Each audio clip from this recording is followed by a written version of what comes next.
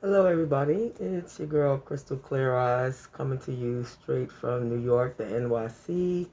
And how's everybody doing out there today? I hope everybody's blessed and well, and safe, So let's jump right into it. I always like to start off by letting everybody know why I wear the mask. I wear the mask, as I've said in all of my videos, because I am just a regular anonymous citizen and I kind of would like to remain that way, you know. Um, I have a life just like everybody else and I really don't want to be famous. I don't find fame something that's interesting to me.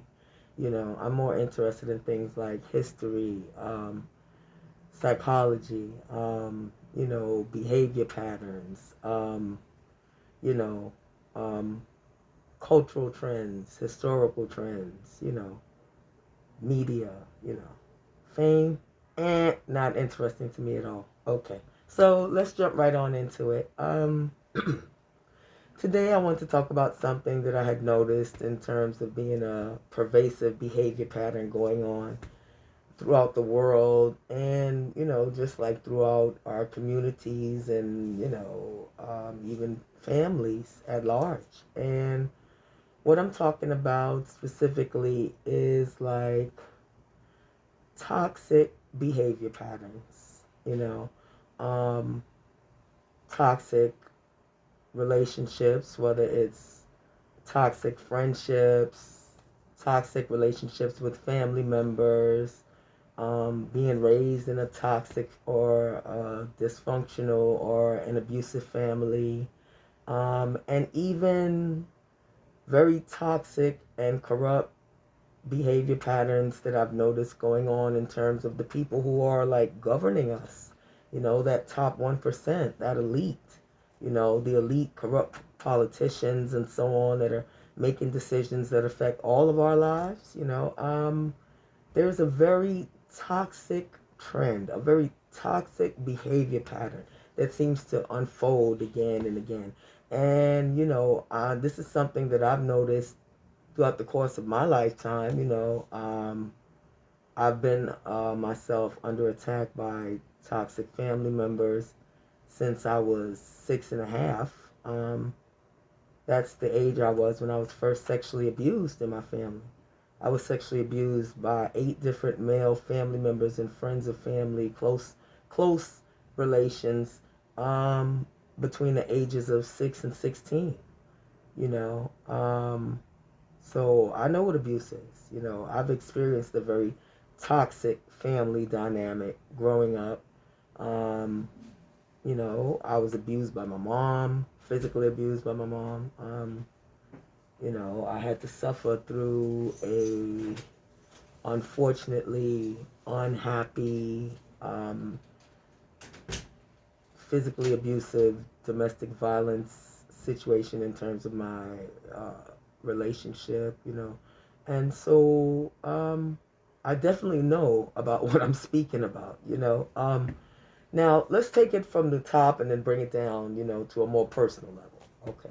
Now, in terms of our government, am I the only person who's noticing a very toxic trend going on, a very corrupt behavior pattern and toxic behavior pattern unfolding again and again, with this whole corruption flow where the corrupt politicians, the corrupt senators, and, corrupt congressmen and our so-called representatives that claim they're representing us, in fact, they spend like approximately 70% of their time pandering for funds for re-election.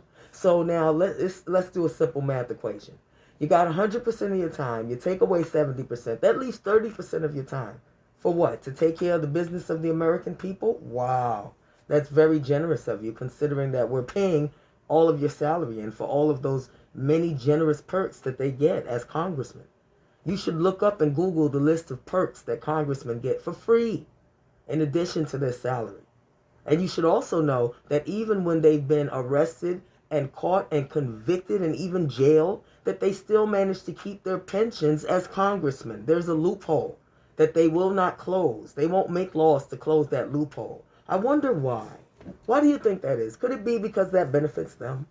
And then let's move on from Congress. So then they spend most of their time pandering for funds for re-election. This very toxic behavior pattern that they do.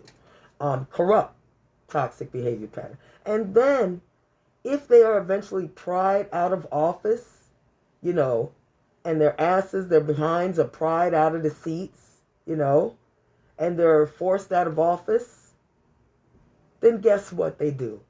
They become lobbyists. And do you know who lobbyists are? Lobbyists are people who are very highly paid to interact with congressmen and try to influence them through donations through their campaign. And these lobbyists represent all kinds of very rich, very wealthy, very powerful corporations. Sometimes national corporations here in the USA, sometimes multinational corporations that are, you know, based elsewhere in foreign countries. And these lobbyists spend a lot of time whining and dining congressmen and giving them, you know, trips, donations, all kinds of things, you know, taking them out on expensive dinners and entertainment, all to influence their vote on whatever particular piece of legislation benefits them. And guess what?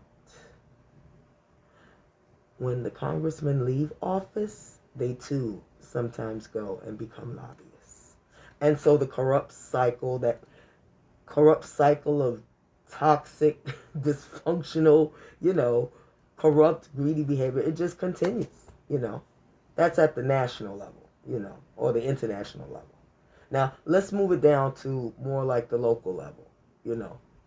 You know, when you see toxic behavior patterns unfolding in those around you, let's say at the community level, your local community level, okay, in terms of friends, in terms of with co-workers, in terms of with your neighbors, you know, people who may not be in your, you know, your immediate family circle, so therefore you don't have to interact with them all the time, but people who may be close to you on one level or another, whether it's professionally or whether, you know, it's as a close friend or a close neighbor, you know, and you see toxic behavior patterns unfolding with these people, you know, where they want to do things like use you or abuse you, or when you try to, you know, have a conversation about being used or being abused, you know, they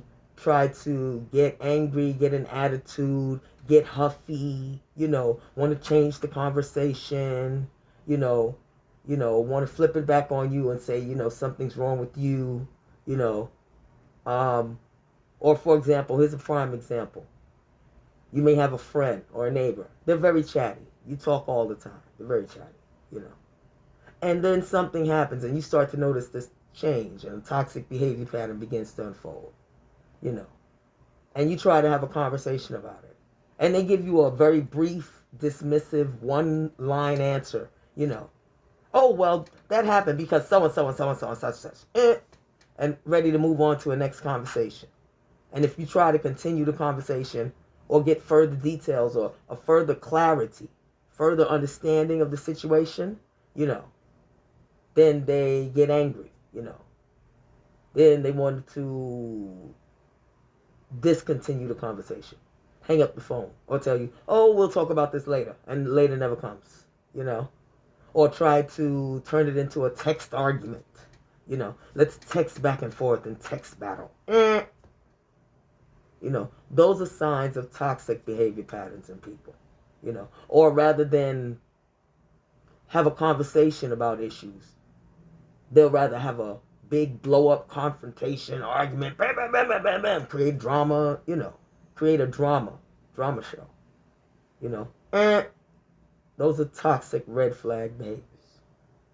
And when you see those things, you should take careful note and pay careful and close attention, because when people show you who they really are, believe them. Believe them.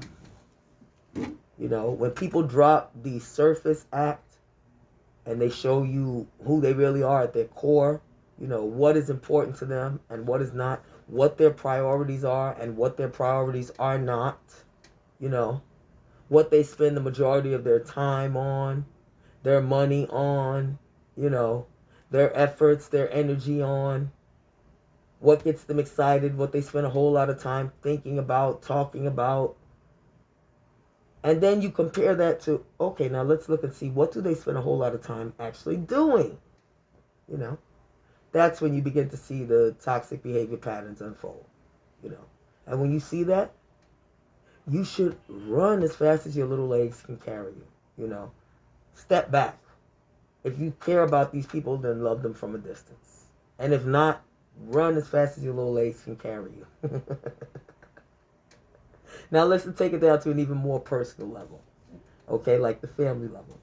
When you see toxic behavior patterns unfolding in your family, then you should pay careful, close attention to that. And you should note that. And you should make sure to remove yourself from those people. If you're a child, you should absolutely tell someone immediately that you trust. Absolutely. You know, I told my mother when I was being sexually abused, and, you know, my mom's reaction was very disappointing, you know. When I told her that her father, my grandfather, was the first person who sexually abused me when I was 6.5 years old, you know. Ultimately, she decided to continue having a relationship with him at the expense of my feelings as her daughter, you know, which was very hurtful, you know. But that's all in the past, you know. But getting back to toxic family behavior patterns, you know. So, you know, you should definitely look for red flags, you know, with toxic family members. Some of those red flags are things like they don't want anything to do with you, or when it comes to anything to help you, they're not interested, or anything concerning you, your welfare, your benefit, your health, your safety, you know, your happiness, your health, your happiness, they're not interested. But they want you to be fully concerned and fully involved all the time with anything concerning their health, their safety, their well-being, you know, or their finances, or anything that's to their benefit. They want you fully involved all the time, you know. A high level of care and concern, a high level of attention, and a high level of action. But they don't reciprocate. They don't give that back to you. And watch out for that. That's a toxic family behavior pattern. You know, or when you have family members who they'll do the same negative behaviors to you over and over again, give you a quick apology, and usually it's a private apology. Note that. Usually they'll dis or disrespect you, use or abuse you very publicly, in a very public fashion, you know. But then when it comes time for the apology, well, the apology is very quiet, very subdued, you know, very low energy, very low effort, and usually private, where no one else can see. You know, I'm sorry I did that to you. You know, I really shouldn't have did that. You know, that was wrong. Blah, blah, blah, blah, blah, blah. Bullshit. You know, my thing is, make your apology just as public as your disrespect was. You know. You know, make the action of the apology just as large and grand, you know. Put as much effort into that as you put into the use, the abuse, you know, the disrespect, you know, the dismissiveness, you know. When you see patterns like that unfold in your family, yeah, remove yourself from those people, you know. Now, sometimes it may be someone very close to you, like your mother, your father, sister, brother, or aunt or uncle, or something like that, you know. And in that case, then, you know, you have to decide, you know, what is the right course of action for you, you know. Is your right course of action to confront this person? Is your right course of action to try to have a conversation with this person? To tell someone you trust about what's going on with this person? You know, everybody's situation is different, so I certainly can't tell everybody what to do, you know, concerning everything. But one thing is key. Everybody has either toxic family, toxic friends, or just toxic people that they know or are involved with in some way, whether it's a neighbor, a co-worker, a boss, a relative, you know. And so it's good to make sure that we all have coping skills to deal with these people. And not only that, but also know when to say, you know what? Enough is enough. The use, the abuse, it's not okay. The disrespect, the dismissiveness, the lack of care and concern, it's not all right. And then you have to take and make a plan in order to either distance yourself from those people or find a way to work around them. So with all that in mind, we will be getting back to some conversation about some other issues. I just want to get that in there because I think, it's important while we're talking about things, concerning political issues or concerning national issues, to also realize that having good mental health and good emotional health and healthy relationships with friends and family members and neighbors and so on, that's important too. It's very important as well. And so I'll leave you with this final thought. Good luck and God bless. Take care of yourselves out there. And remember, it's not the people who are in your life, it's the people who can make a difference in your life that are important. Take care and be well. God bless.